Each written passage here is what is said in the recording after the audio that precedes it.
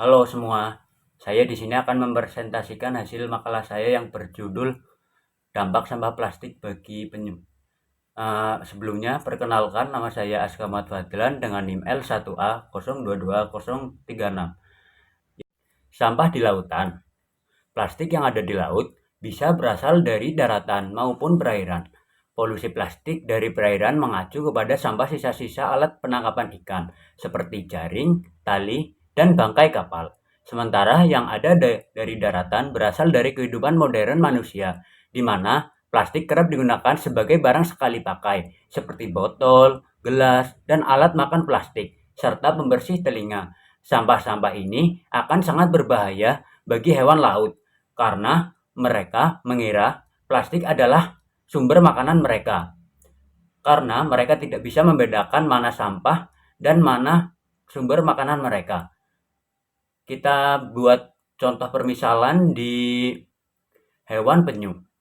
Penyu, mereka tidak bisa membedakan kantung plastik dengan ubur-ubur, sehingga kerap mengkonsumsi tanpa sengaja. Saat sampah plastik masuk ke pencernaan hewan laut itu dapat menyebabkan penyumbatan dan akhirnya mengalami kematian.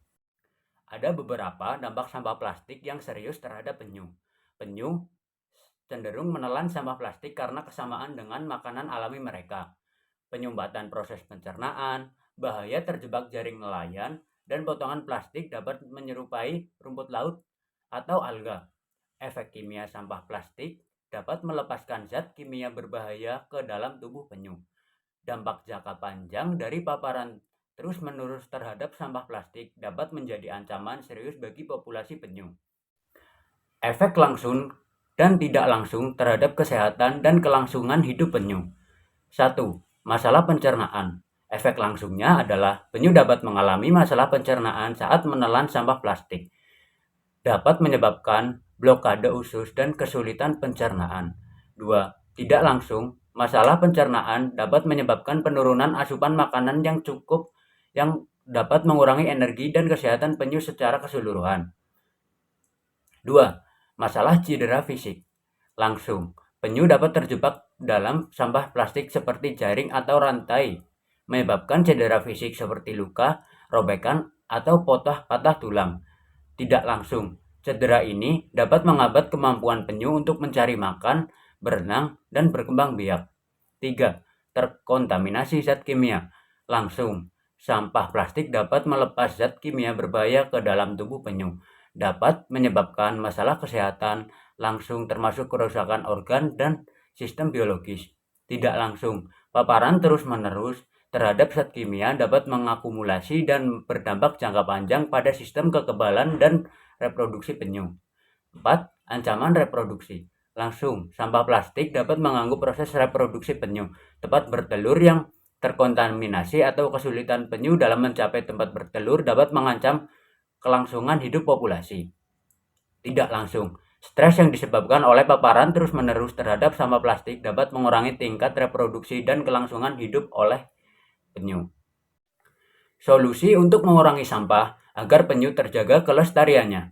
Upaya mengurangi sampah di lautan bisa dilakukan oleh masyarakat untuk mendukung kebersihan lingkungan dalam upaya mengurangi sampah plastik di lautan, yaitu dapat mengurangi keberadaan sampah plastik dengan pemberdayaan masyarakat sebagai penyelamatan kebersihan pantai, mengembangkan perekonomian masyarakat yang berbasis pada industri kreatif melalui pengolahan sampah, meningkatkan pengetahuan masyarakat tentang pemanfaatan sampah plastik sehingga memiliki nilai ekonomis. Pemerintah harus gencar dalam melakukan sosialisasi tentang bahayanya sampah plastik di lautan untuk kelangsungan hidup penyu.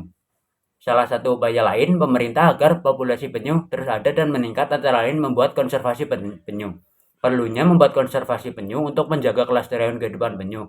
Membuat kawasan konservasi penyu perlu karena lautan banyak tersebar sampah plastik. Akibatnya populasi penyu dan perkembangbiakan penyu terlambat karena banyak zat kimia yang dihasilkan oleh sampah yang ada di lautan.